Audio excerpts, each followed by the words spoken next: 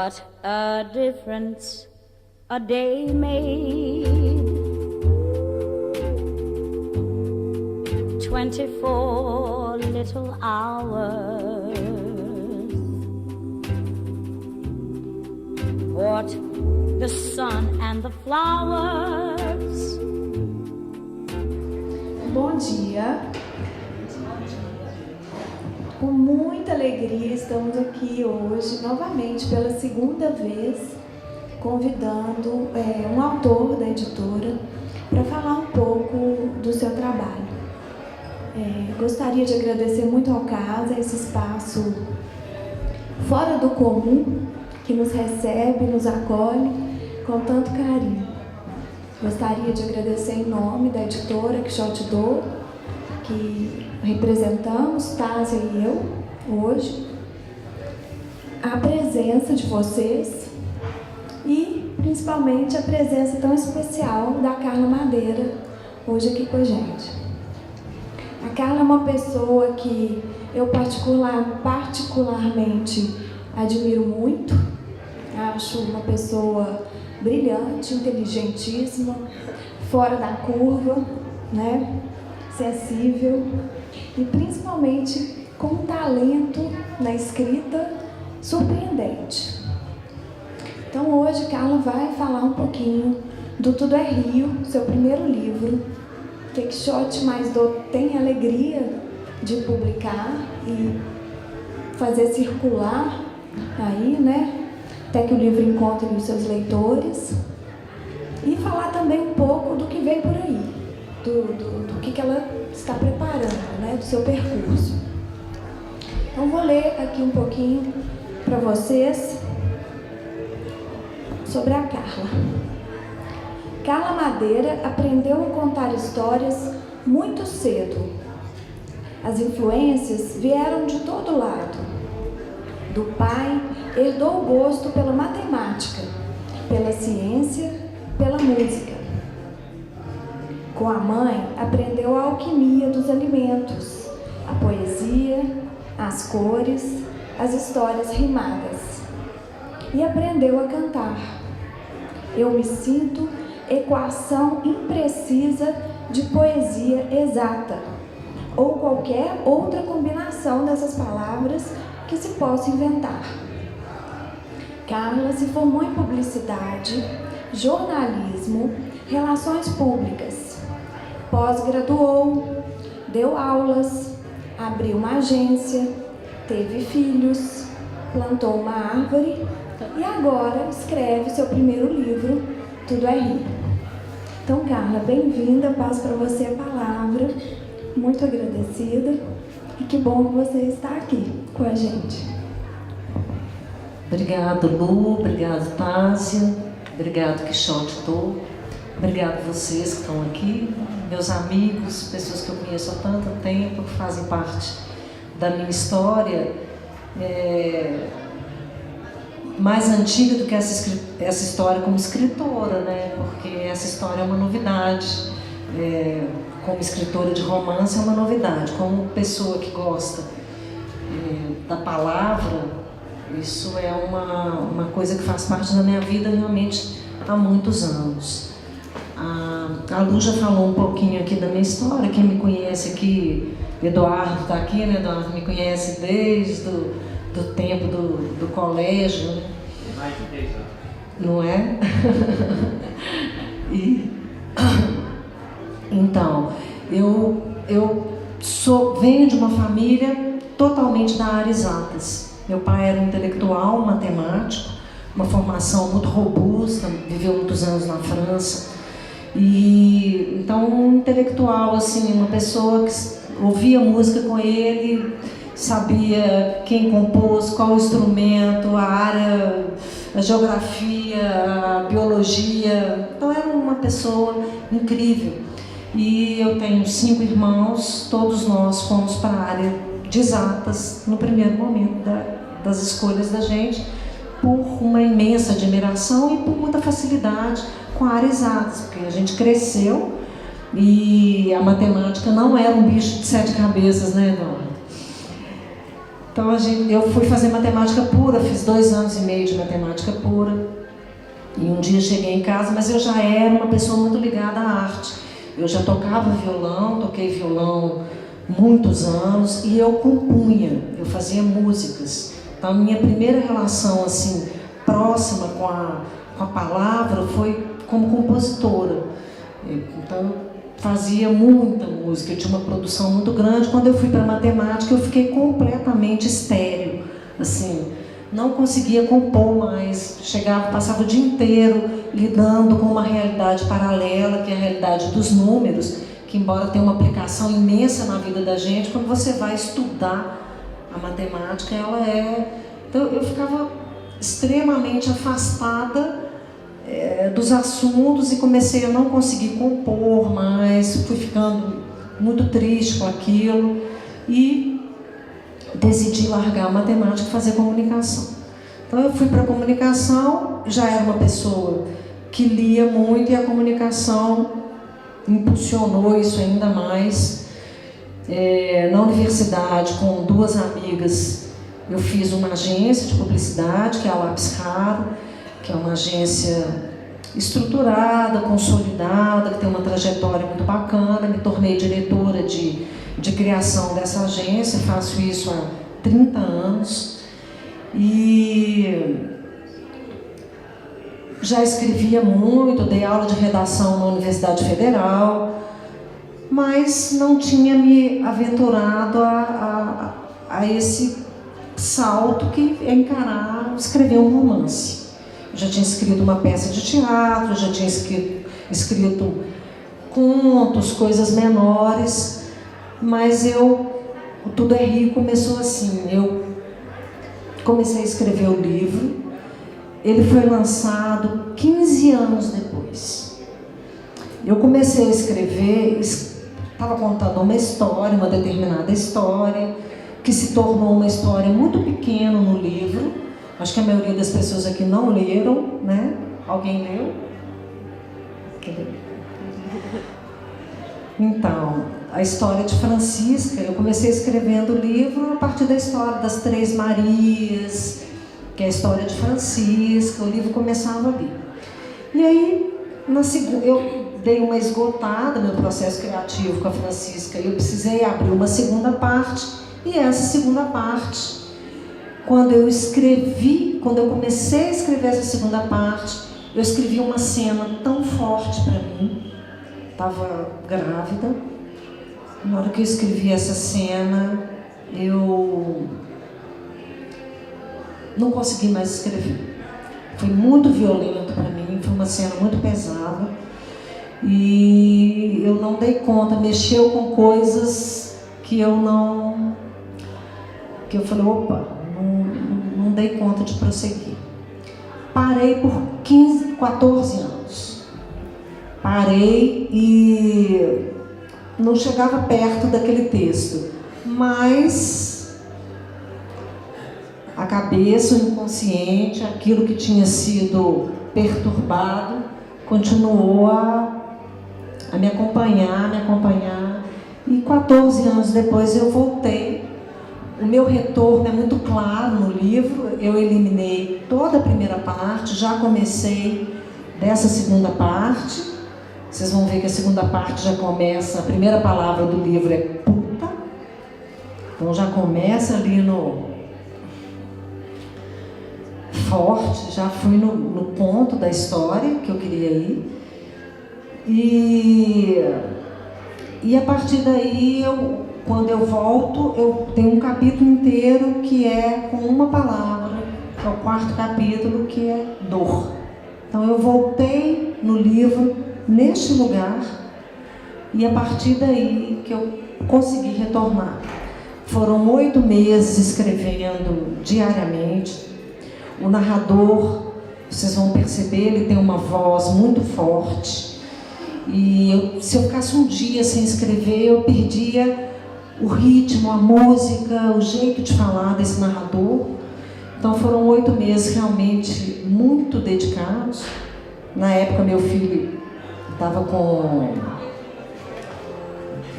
8 anos, Um dia ele chegou para mim com o olhinho cheio d'água, assim, um domingo, aos domingos era um dia que eu escrevia às vezes 4, 5 horas.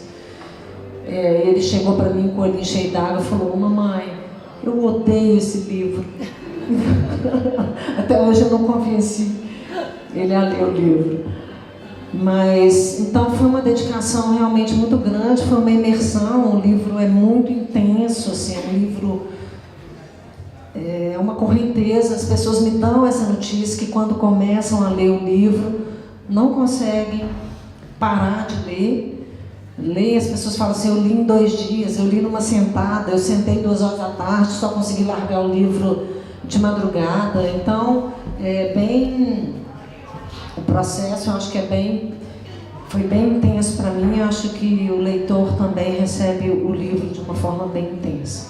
Então fica aqui o convite para vocês lerem, me darem notícia do livro, e eu estou aqui, e vou falar um pouquinho do meu livro novo.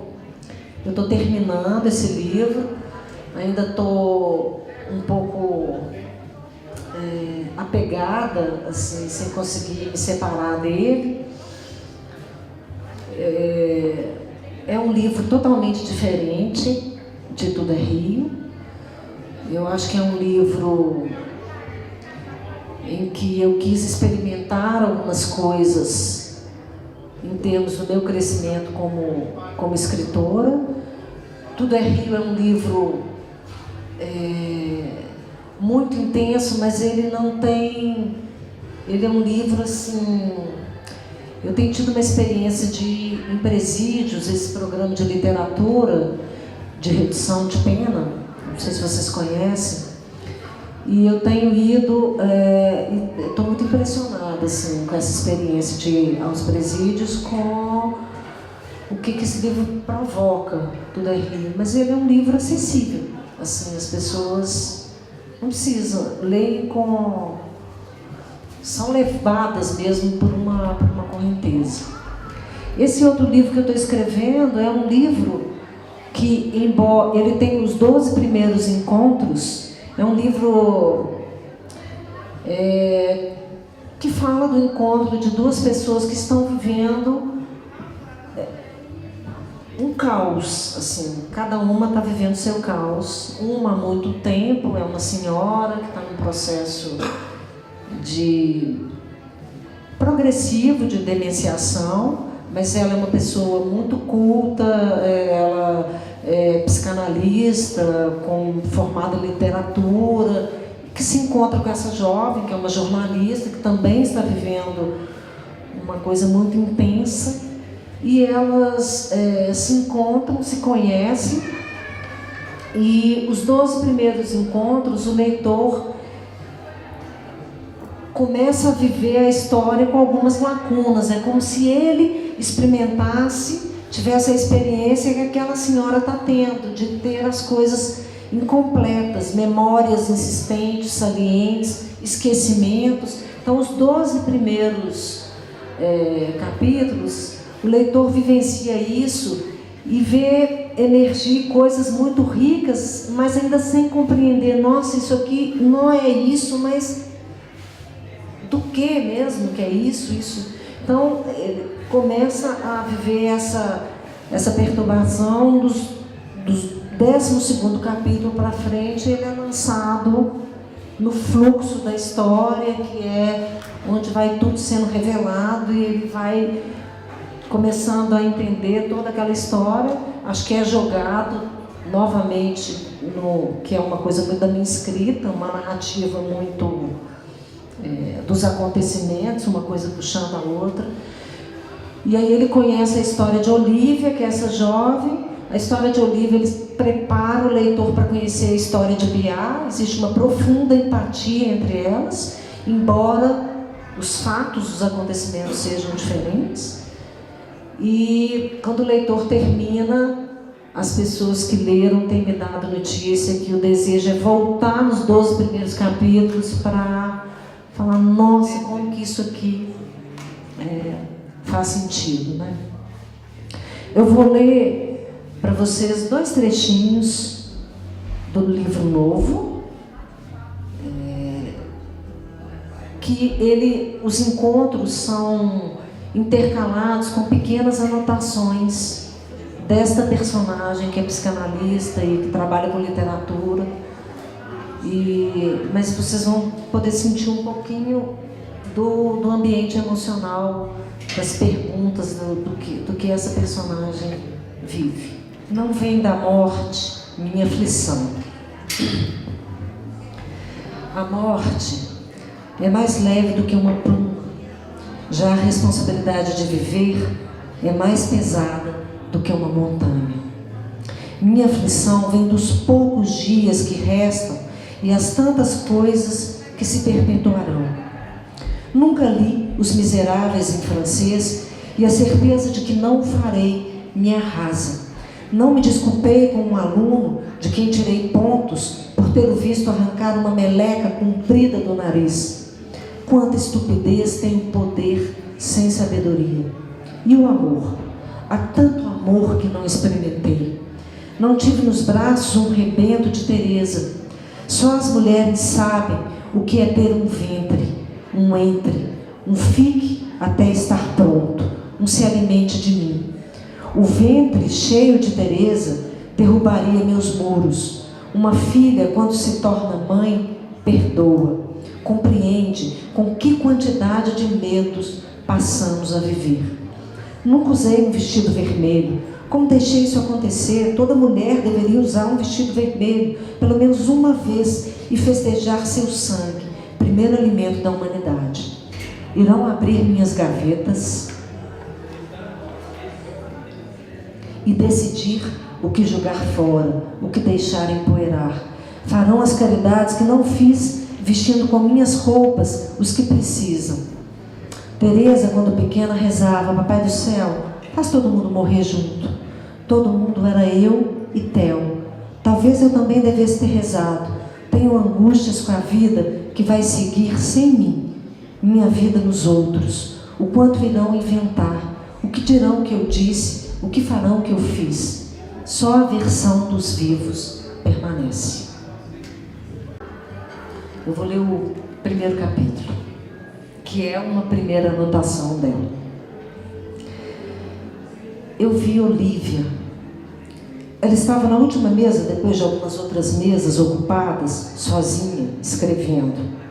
Em volta, um silêncio que as mesas barulhentas, os carros que passavam, as pessoas que corriam, não podiam interromper. Ela escrevia sem fazer a menor ideia de que aquele era o meu lugar. Era onde eu me sentia melhor, era meu por obrigação de me sentir melhor. Onde eu me esquecia menos. Lembrar se tornou prioridade absoluta. Pensei, vou pedir que ela me devolva ou que me ceda, para não ser agressiva, o lugar onde me sinto melhor. Tenho uma recomendação expressa de meu médico de me sentir melhor sempre que possível. E seria possível se ela saísse de lá e me deixasse sentar e folhear os livros do sebo, que tão bem me fazem quando me lembro que sempre haverá uma outra realidade para onde me retirar. Pensei em ir até ela, pedir gentilmente que saísse, mas vi que se entregava consumida a uma escrita sem pausas. Eu vi Olívia, meu Deus, como eu vi Olívia, cabelo ruivo, olhos verdes, linda, linda, desconcertantemente linda, e atenta a alguma coisa que borbulhava dentro dela. Talvez linda porque imersa em borbulhas. Não, definitivamente não apenas. Linda pelos olhos verdes, o cabelo ruivo e os dentes sem sombra. Linda pela larga atmosfera triste que emoldurava seus gestos. Vestia verde olívia. Oliva e oliva combinavam. Ela sabia. Respirava como quem sabia. Ocorreu-me que ela seria capaz de coisas improváveis se eu interrompesse a frase que escrevia, obstinada, fazendo com suas ideias o que alfinetes fazem com balões. Acho, foi bom não ter certeza. Só avancei porque não tinha certeza de coisa alguma. Eu não as tenho desde que envelheci. Continuei indo em sua direção no meu passo de velha senhora. Eu já estava quase chegando, quase atravessando o silêncio de Olívia, quando ela parou e chorou. fez que eu parasse também. Não podia pedir a alguém chorando que saísse de onde estava para que eu me sentisse melhor. Ela enxugou com os punhos as lágrimas que voltaram a escorrer desobedientes. Punhos oliva secando, lágrimas transparentes. Tudo enchia meus olhos ávidos de literatura. Ela ria, ela relia o que havia escrito.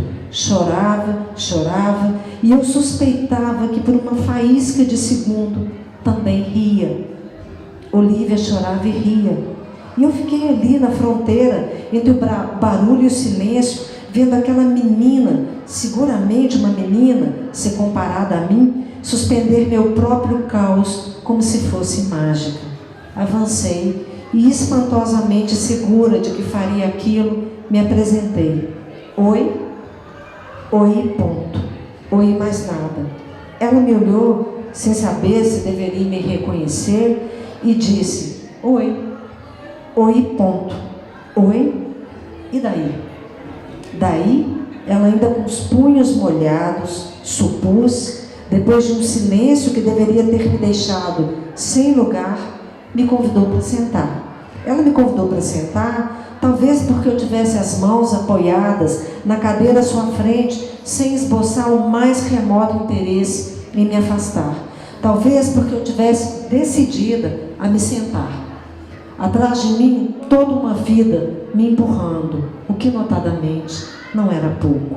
Ela me convidou para sentar, mesmo eu sendo uma velha senhora.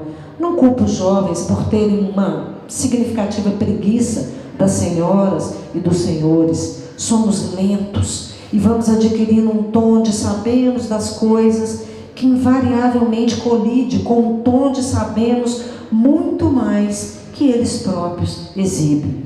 Aceitei o convite e perguntei em seguida se ela se importaria de trocar de cadeira comigo. Ela foi gentil e, mesmo atracada a um resto de choro, se levantou. Imediatamente ocupei o meu lugar. Uma vez instalada, pedi sinceras desculpas e, com inadequada liberdade, disse ter notado que ela chorava e escrevia e chorava, e que de vez em quando vi que também ria, como se subitamente avistasse pequenas ilhas de alegria num mar de dor. Imaginei? Perguntei. E ela, com a voz desgovernada pelo longo silêncio, disse que eu não imaginara, e enxugou apressado o rosto, tentando conter uma nova onda de lágrimas. Chorar e rir ao mesmo tempo, às vezes acontece comigo. As tais ilhas aparecem como quem diz que alguma coisa, apesar de tudo, foi salva. São alegrias das quais não queremos nos desfazer. Fossem só dor nossas lembranças, nos desapegaríamos, mas entranhadas nelas resistem as pequeninas e ensolaradas ilhas, sabotando todo um mar de motivos para esquecer. Vi que seus cílios ainda gotejavam e, sem rodeios, perguntei que confusão era aquela em seu coração. Ela me olhou com os olhos atordoados. Que tipo de estranha era eu, afinal? Gosto de ouvir histórias e tenho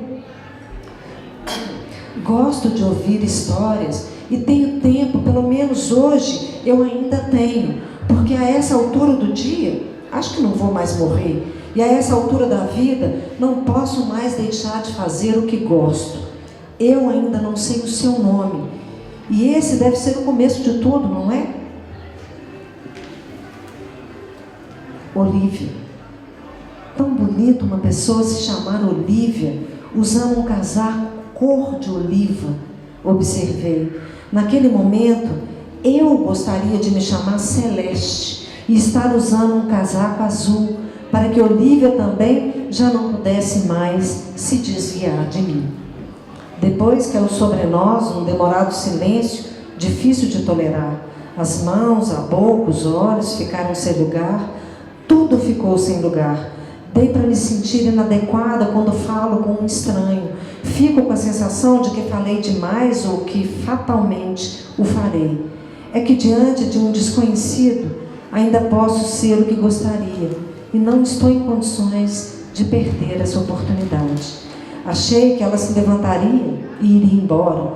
De posse do meu lugar, eu folhearia os livros do sebo e mergulharia em seus trechos, ignorando a correnteza brutal do tempo. Mas o livro não se foi, ficou, e para minha surpresa, contou pela primeira vez sua triste história. Então, esse é o começo.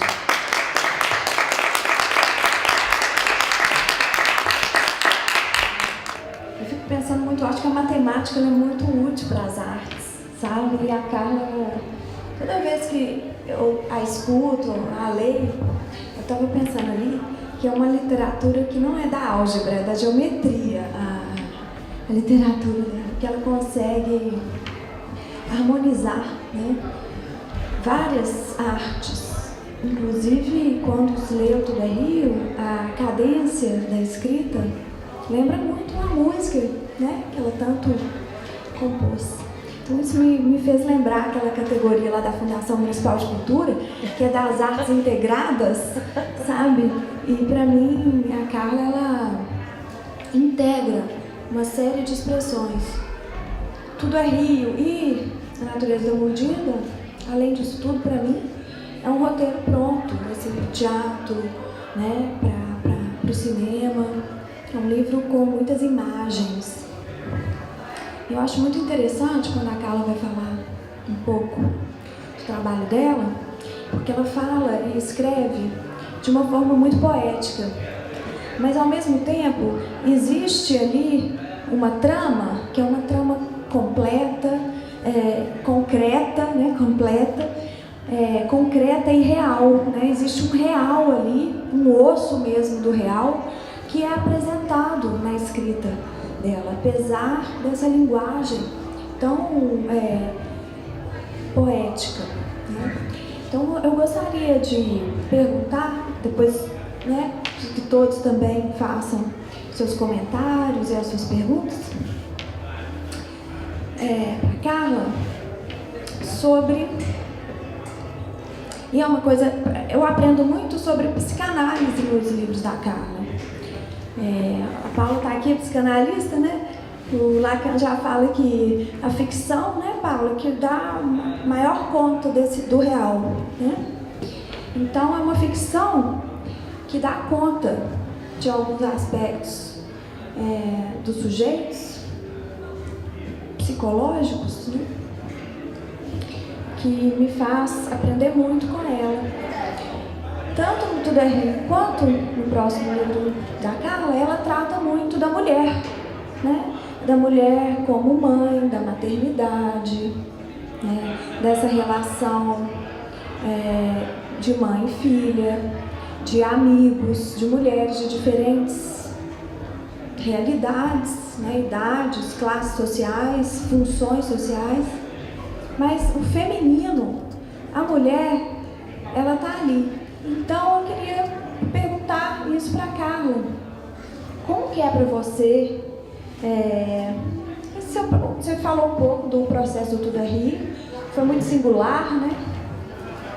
Que me parece que jorra também, né? Porque você fala assim, não, aí eu escrevi uma cena que foi muito forte para mim. Aí eu larguei esse objeto, né? Então, como que é isso? Esse trabalho de escrita, porque tem gente que jorra e depois você vai lapidando, tem gente que arquiteta, que pensa. Como que é para você esse jorro da escrita? O que você aprendeu no percurso editorial do Tudo é Rio, nessa relação com o leitor, né, que você já está incorporando?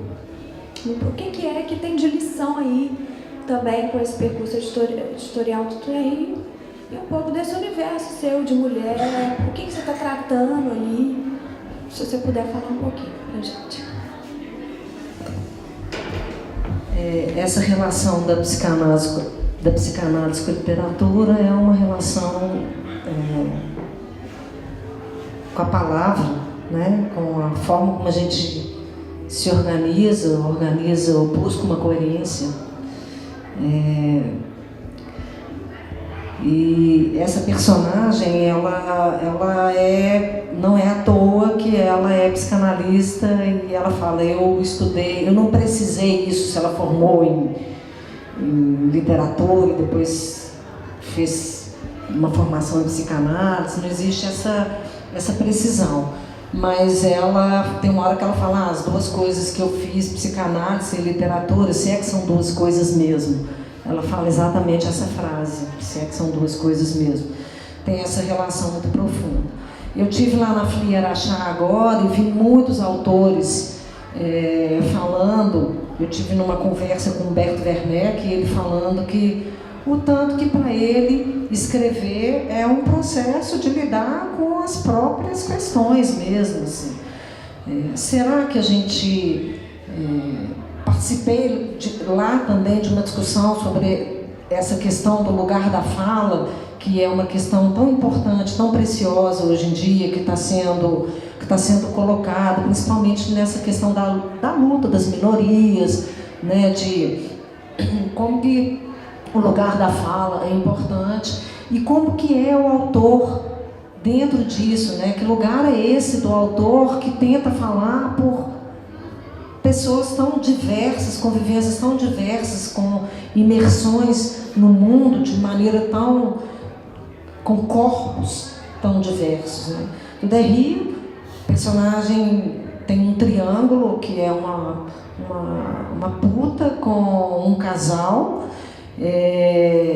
Então, esses lugares, convivências tão diferentes. O Derry tem um narrador que tem a voz que se mistura com a voz de cada personagem. Ele não é um narrador distante, na hora que você vê, no meio da fala do narrador, é o personagem que está falando. E então ele vai sendo tomado pelaquela emoção do personagem. Na hora que eu via, já não era mais o narrador, era o personagem. Isso é um traço da construção do livro. Então aquilo ali é mesmo um jogo. João Cabral fala que a gente escreve por duas razões, ou para transbordar ou para se preencher. Ele não tem a menor dúvida que Tuderri foi um transbordamento. E a natureza já é um pouco diferente, porque foi um livro que exigiu um trabalho maior. A Biá, ela começa... Essa personagem, que eu li as anotações, ela, muitas vezes, ela tem misturada com a fala dela citações de autores que ela leu, e ela está num processo de demenciação. Eu não sei se a fala é dela. Ela fala, às vezes eu não sei se é uma coisa que eu li ou se eu deveria viver entre aspas. Ela usa essa, se eu deveria viver entre aspas, porque ela já começa a misturar a fala dela com fala de autores que ela leu, e que está me criando um problema danado, porque eu não sei, porque eu não quero ao longo do livro ficar fazendo negrito nem aspas, porque é para o autor, mesmo porque muitas vezes ela não cita o autor, ela contradiz o autor, ela nega o autor, ela deforma a frase que ela aprendeu, que ela leu. Então aquilo já não é mais do outro, aquilo é dela, e aquilo já é o sentido que aquilo fez para ela. Mas, de toda forma, é este processo do lugar, completando, né? Desculpa, eu estou caótica aqui para tentar juntar tudo isso, mas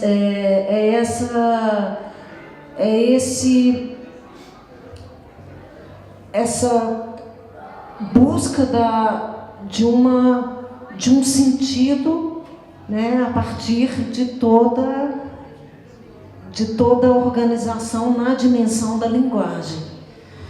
Então a linguagem entra aí como uma coisa importantíssima para buscar um sentido para todas essas. Então, se é uma coisa que afetou o autor, e eu não acho que seja possível o autor escrever sem que exista uma afetação de alguma maneira nele, né? Então ele, mesmo que não seja uma memória de fatos, né?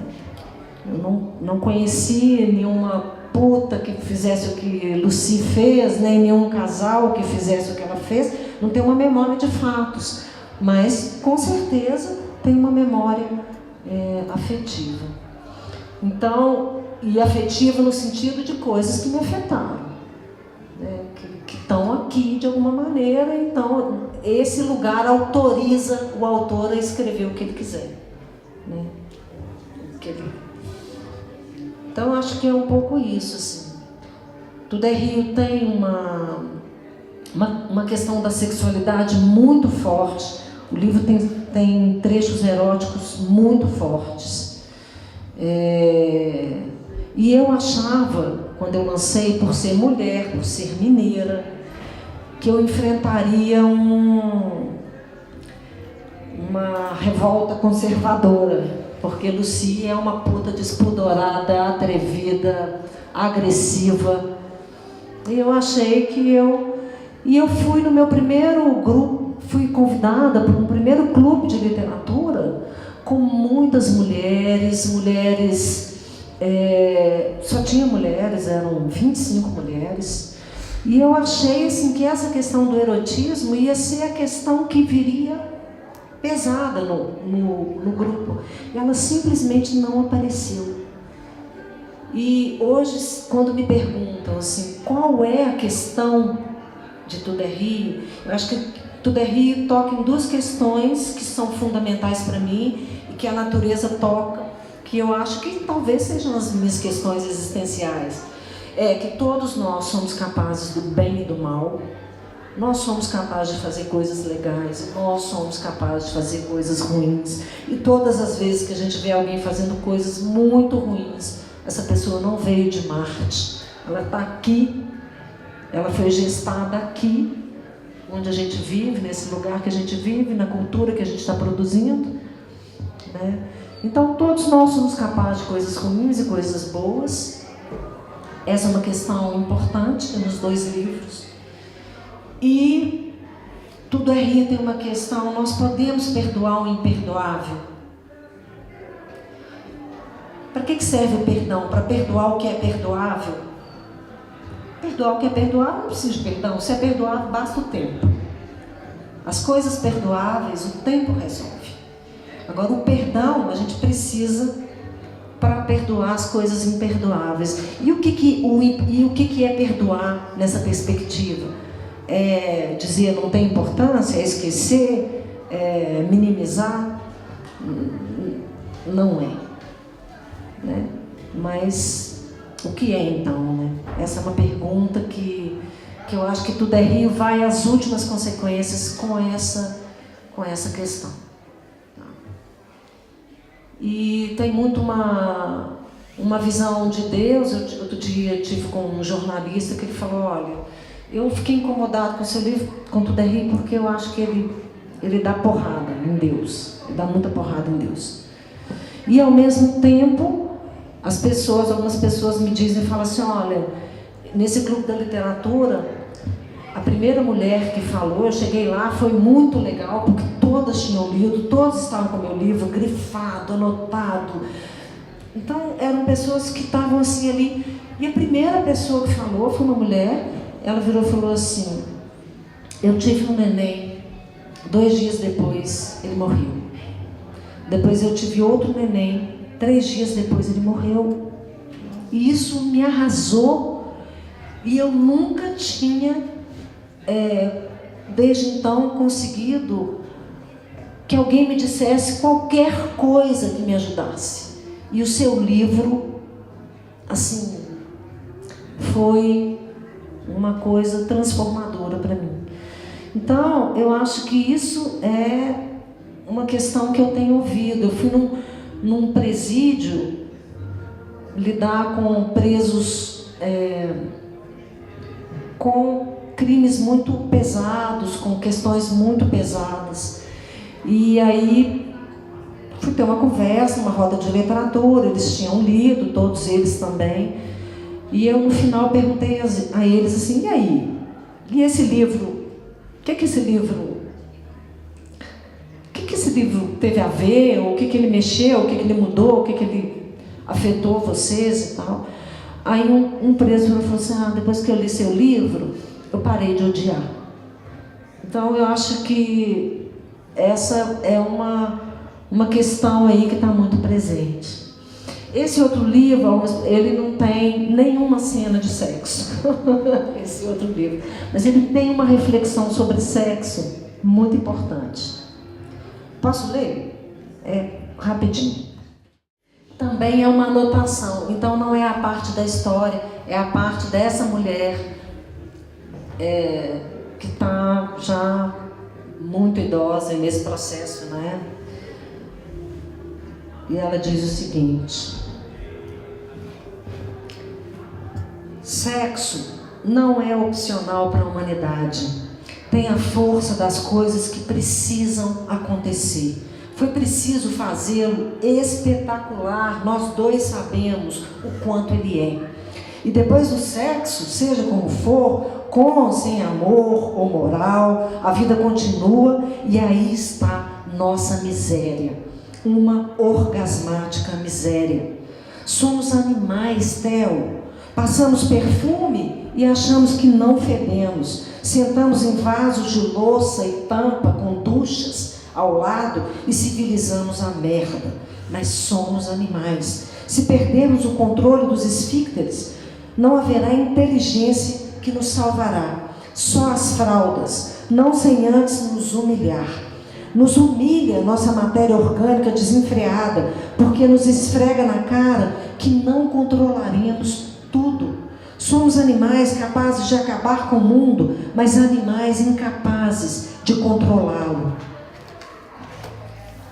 A merda, Theo, tem claros propósitos didáticos. É o projeto Somos Todos Iguais diante de Deus. Já o sexo, somos nós, diante de nós mesmos, todos capazes de alguma merda. É onde o pecado encontra fluidos em quantidades suficientes para se esbaldar.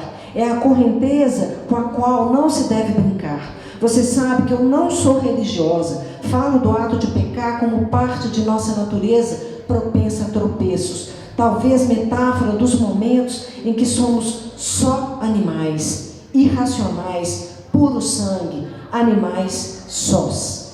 Mas animais nós somos. E nossa pitada de consciência não poderá cancelar essa condição. Nem a civilização ou os mandamentos, nem nosso senso estético ou nossa sensibilidade poética. Ficamos ali naquelas posições deselegantes, nos lambendo, nos cheirando, nos sacudindo e fazendo sons de animais. Adoramos aquilo, não é, Theo? Como a gata faz com o gato, a cadela com o cachorro, a égua com o cavalo, eu com você. E nos agride ouvir que fazemos como eles fazem. Por isso, nos chamam de cadela, nós, as mulheres, quando querem nos destruir. Alguém há de dizer ofendido que fazemos amor, mas também fazemos sem amor. E, portanto, não está aí o que nos humaniza. Só nós acendemos um cigarro depois. E algum pensamento há de vir enquanto a fumaça enche o ar de bolinhas. Para nós e para nenhum outro animal existe o depois. Depois de nos lambuzarmos, quem sabe ao lavar a alma, quem sabe ao sujar as mãos, virão os pensamentos. E é com eles que seguiremos, mesmo se tudo não passar de um sonho.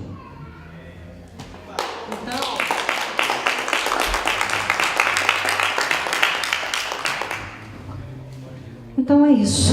Eu acho que é uma reflexão aqui. Tem um desejo muito grande de ter conseguido me aproximar, não didaticamente, mas no sentido da psicanálise e de alguma maneira com um profundo amor pela literatura. Tem muita gente legal que é citada por Biá, misturada na fala. Então, eu acho que eu estou gostando desse livro novo, achando que ele vai ser um livro legal. É isso, gente. Se alguém quiser falar mais alguma coisa, eu acabei que eu falei. Você me fez lembrar uma conversa que eu tive com meu pai há mais de 30 anos. Nós estávamos no carro e cantava música do Rancho da Goiabada, do João Bosco, e ele era um jovem nessa época. E aí meu pai fez o seguinte comentário: será que ele já viveu tanta experiência para construir essa letra? E eu sinceramente não consegui responder nada naquele momento. E fiquei, isso até hoje eu lembro, isso na minha cabeça ficou quando eu ouvi a Almir Sater com aquela já tive pressa, que eu acho que é uma música que tem muita experiência para uma pessoa jovem ter escrito. Aí veio a resposta do meu pai, que infelizmente eu não pude dar, porque ele já não estava mais vivo. Eu acho que o poeta, o escritor, tem uma relação com um mundo diferente. Não é o mundo da experiência, não é o mundo simplesmente da experiência de vida. Sei lá, eu acho que vocês entram num outro patamar e que essas coisas brotam para transformar a vida das pessoas, como você falou. Então acho que tem transbordamento, mas é desse outro patamar de vida que alguns mortais têm a possibilidade de ter. Acho que é isso que acontece com você. Bom, eu quero falar rápido, eu taquei no playlist ali, porque eu queria mais. Deixa eu ver um que dá para eu deixar lá, porque eu não te ouvi. Primeiro, declarar minha admiração por você, a gente se conhece há muito tempo, e a sua competência, sua trajetória, então eu sou sua fã. Segundo, que não li seu livro ainda, mas vou ter o prazer de ler. E o trecho que você leu desse livro novo me emocionou, me fez pensar um monte de coisa aqui. Acho que eu vou voltar ali para a minha mesinha de outra forma, de verdade. E terceiro, que eu já escrevi um livro também, e aí eu vou pegar essa fala e a fala dele, que o autor transporta, ele realmente transborda. E o meu livro é completamente diferente, porque o meu livro é um livro didático. Eu fui professora de produção cultural há muitos anos, o meu material didático, os meus alunos ficavam: por que você não escreve livro? Por que você não escreve um livro? E aí eu transformei a minha apostila num livro. E então ele é muito... Eu transbordei a minha sabedoria, é uma forma de eu passar o meu conhecimento. Os meninos acho que conhecem o meu livro. E aí eu pego a fala dele, que ele fala que o autor não simplesmente transborda. E no meu caso não, foi uma coisa assim, que não é uma ficção, que é uma coisa assim, minha, que eu quis passar, que é puramente didático, não teve, mas ao mesmo tempo, depois dessa fala toda, eu vi que tem um pouco de mim ali, além da didática, além de querer passar o meu conhecimento, que é a didática do meu livro, né? E estou louca para ler seu livro. E realmente, mais uma vez, me emocionou muito, me fez pensar em muitas coisas. Parabéns. Obrigada, Carla. Admiração recíproca, xará. Eu também fiquei pensando muito essa questão da vivência, assim, trecho. Eu fiquei pensando como que você, tão jovem, com essa experiência dessa pessoa, né, que foi tão profunda, assim, essas questões dessa senhora mais velha, então, assim, como que é não viver e conseguir, né, colocar essa... É muito legal, assim, e eu também, né, como artista, assim, eu acho que eu tenho essa dificuldade mais como a Carla, assim, acho que eu consigo falar do que eu vivi, mas essa coisa de falar do não vivido é tão legal. E vocês falam tão profundo assim. Eu acho que tem uma...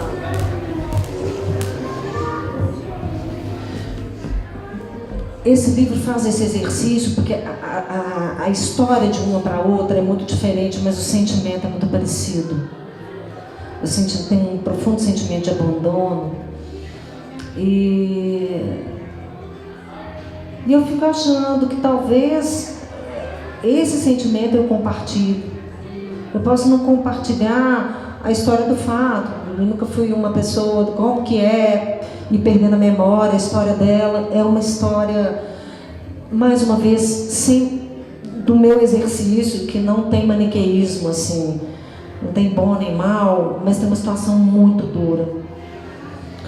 E aí não é porque eu tenha vivido qualquer situação similar com essa, mas existe um sentimento de fundo, de abandono diante de uma situação que ela é muito pesada, mas não tem culpado. Ela fala essa frase uma hora, ela fala assim: quando há culpados, há um motivo para se levantar da cama. Mas você não tem culpado, você não pode culpar ninguém. Putz, como é que eu levanto? Né?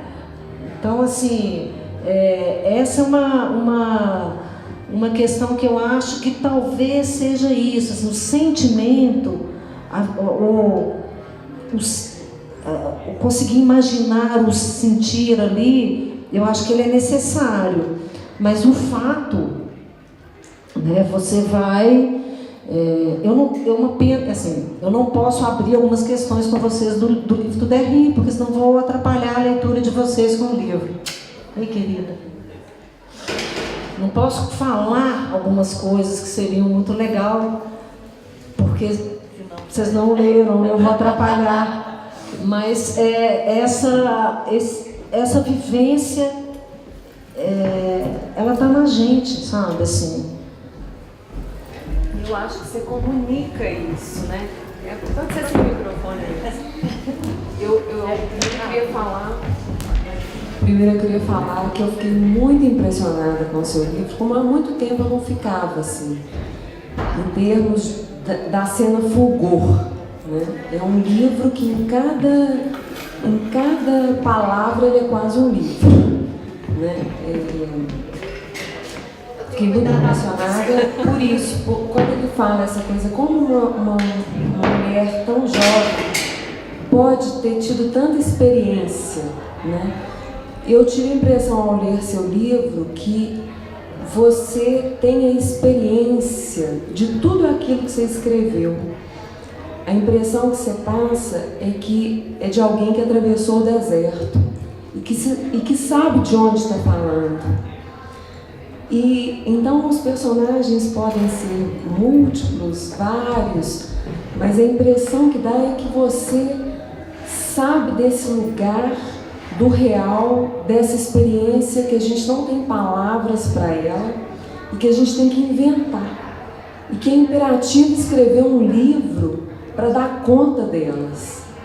E o seu livro, apesar de você ter largado a matemática, né, uma coisa que me chamou a atenção é que seu livro é matemático, no sentido assim poemático mesmo da matemática, das palavras justas, porque você fala que escreve a sua escrita é um transbordamento, mas as suas frases não transbordam, elas são depuradas num ponto que eu só posso dizer, como psicanalista e alguém que namora muito a literatura, que seu inconsciente já deve ser estruturado como uma poesia, porque o seu livro é um poema.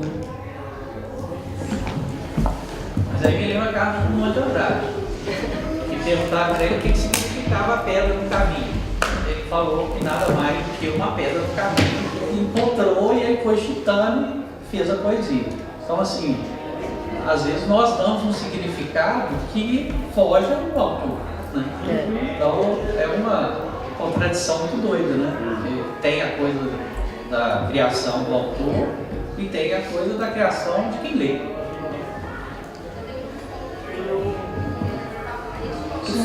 Sua escrita toca o corpo da gente. Parece que ela escreve com o corpo e toca o corpo da gente imediatamente. É uma coisa que eu fico pensando que a pessoa tem que ter passado pela experiência, que não é a experiência do que o personagem viveu, é a experiência disso que você falou mesmo, do sentimento, do desamparo. Aqui eu estou precisando de embora para ver o livro. Eu acho que sim. Quem manda? Quem manda?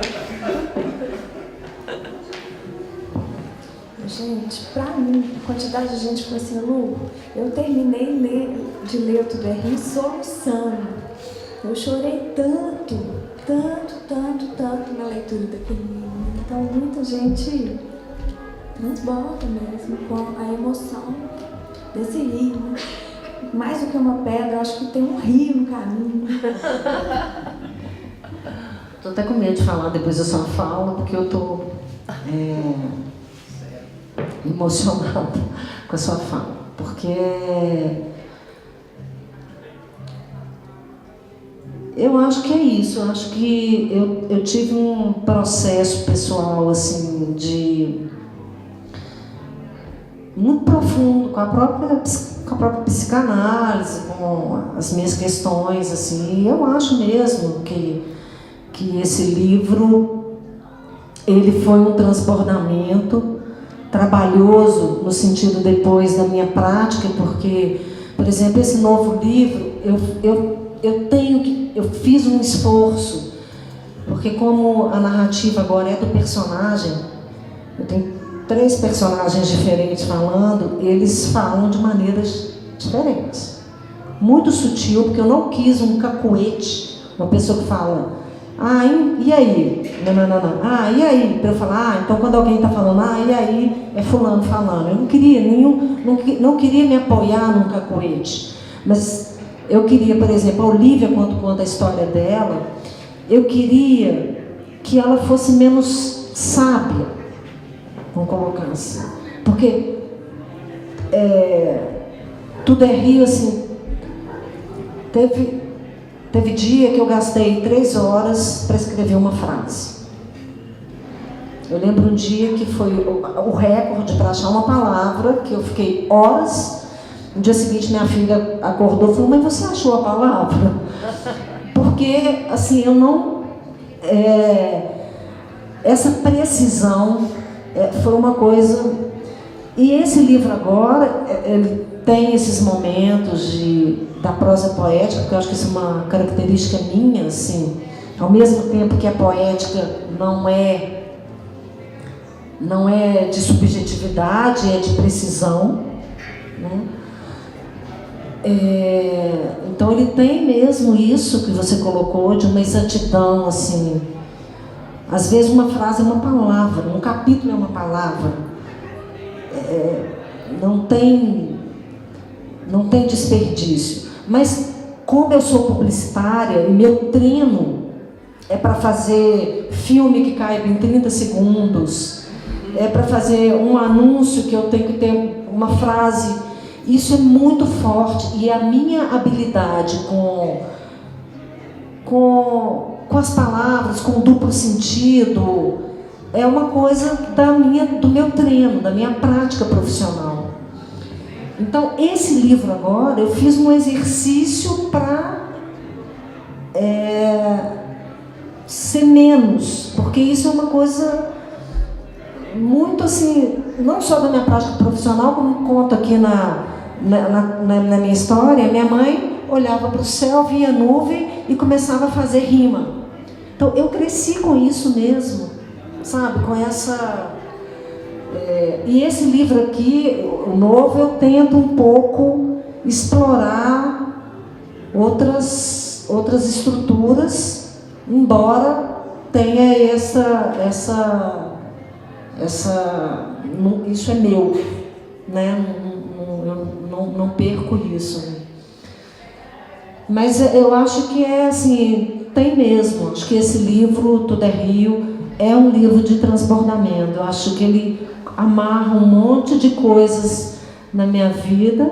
A gente pode fazer um grupo. Mas ele realmente,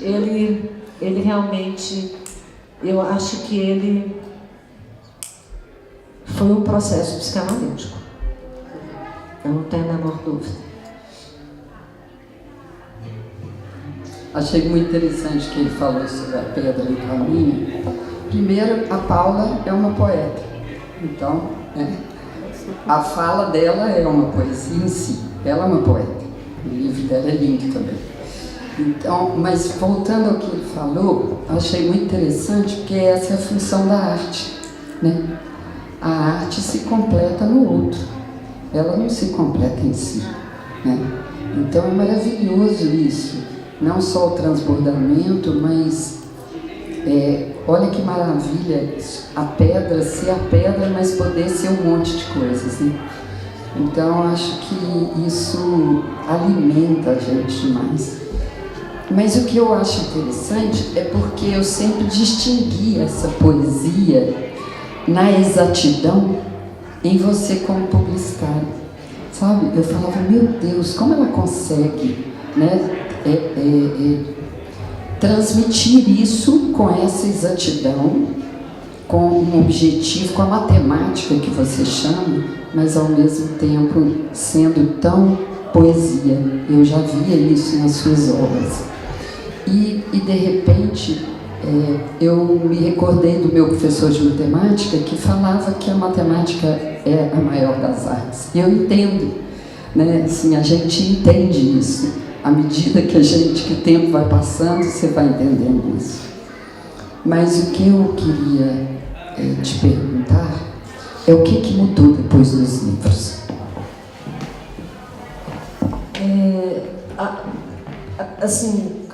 Não existe escrita sem ritmo, né? A matemática nessa perspectiva, assim, você sente, não, essa frase não está funcionando, esse parágrafo não está funcionando, estou tropeçando toda hora que eu vou. E eu achei legal que lá no Frei Araxá, Humberto estava contando uma técnica, Humberto Werneck estava contando uma técnica que ele aprendeu, que ele acha muito legal, e que é uma coisa que eu sempre fiz na agência, Tuderri eu fiz, que é você fazer uma leitura em voz alta. Eu li Tuderri em voz alta, para sentir o ritmo e tudo, né? E se você tropeçou, pode saber, pode olhar direito, que pode ter um problema de ritmo. Então, Tuderri mais, porque Tuderri tem mesmo uma métrica quase corporal, assim. E ele, Paula, ele foi escrito do jeito que ele foi publicado. Então não tem arquitetura ali, vou pegar essa parte da história e vou botar lá na frente. Não tem essa, porque contam duas histórias paralelas, né? A do casal e a da puta, e você vai no passado, vai no futuro, Essa maneira de fazer não foi feita depois, ela foi feita organicamente. Na hora que eu falava, não, estou esgotada, daqui não tem mais nada para dizer aqui, eu preciso... Aí eu partia para desenvolver a outra coisa, ia lá fundo, aquela outra coisa, sei lá, já estava sendo trabalhada nas noites de sono, insônia. Então, aquilo, na hora que eu sentava, aquilo vinha. E muita coisa me foi revelada, assim, que eu achava, assim, uma conversa de artista, um pouco, essa coisa do personagem, de fala, mas tudo é Rio. Uma parte essencial da história, que resolveu tudo, porque eu não queria ninguém que fosse vítima só, ou que fosse bom só, ou que fosse mal só. Eu queria que todos os personagens dessem conta do bem e do mal. E isso só aconteceu assim, lá no segundo tempo, sabe?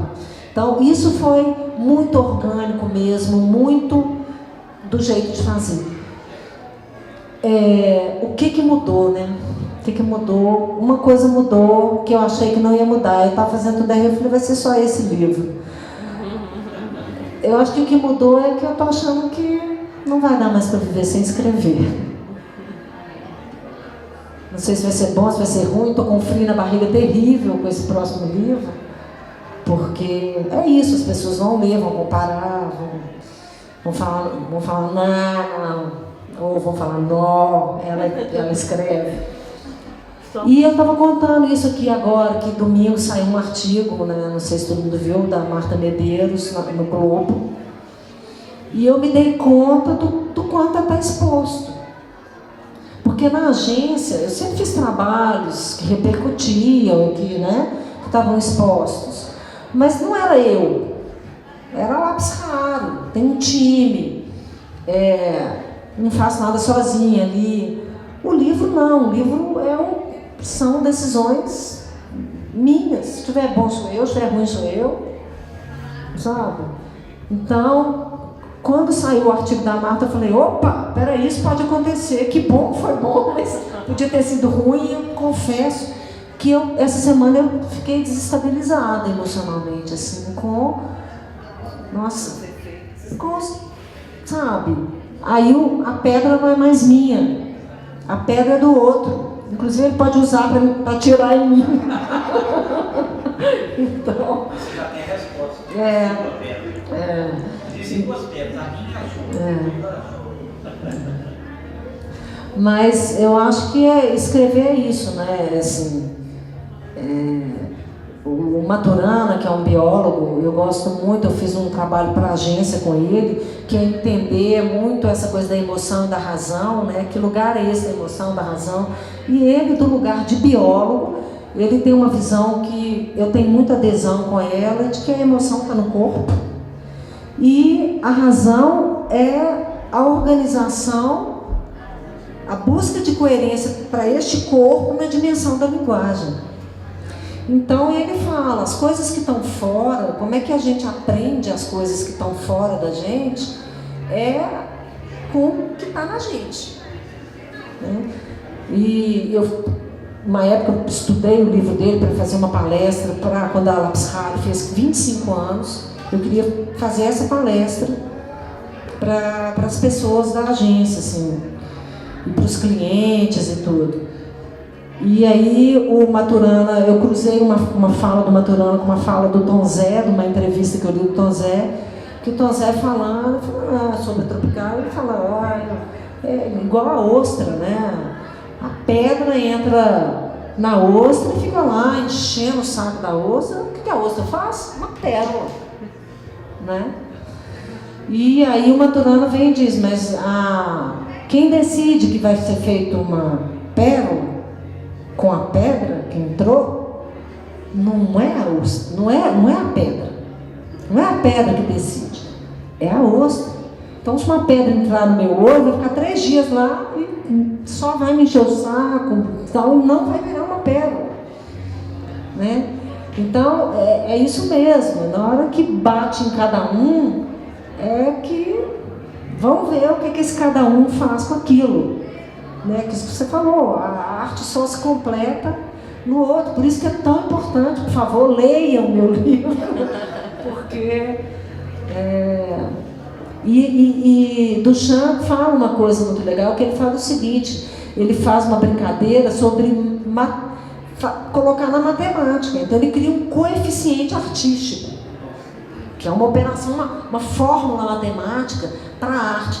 E ele diz o seguinte, quanto mais distante for a intenção do autor, da percepção ele está falando de literatura, do leitor, ou do espectador, quanto mais distante for a minha intenção daquilo que você percebeu, mais arte é.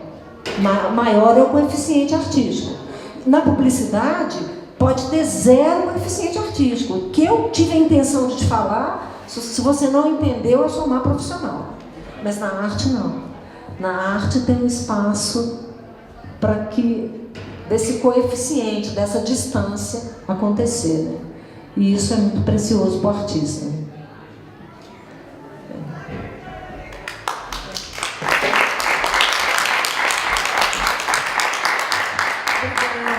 Obrigada a todos mais uma vez e até o nosso próximo encontro no mês que vem, aqui no CAD.